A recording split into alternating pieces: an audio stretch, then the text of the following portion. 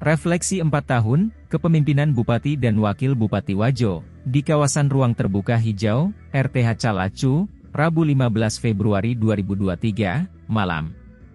Penampilan, Aubade, dari PGRI Wajo, menjadi pembuka di acara 4 tahun kepemimpinan Duo Amran. Rentetan capaian pembangunan ditampilkan, pada acara refleksi 4 tahun. Kepemimpinan Duo Amran, yang disebut on the track.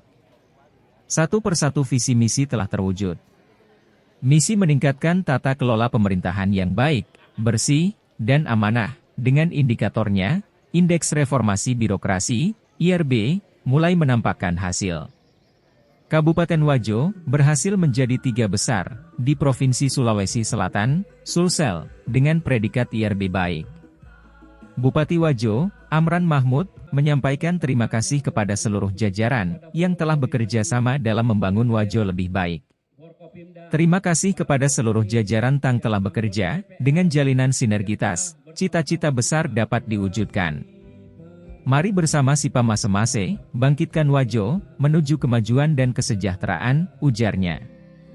Di akhir acara, tak lupa Duo Amran bernyanyi bersama, dengan membawakan lagu yang berjudul, Jangan Menyerah dari band The Massive.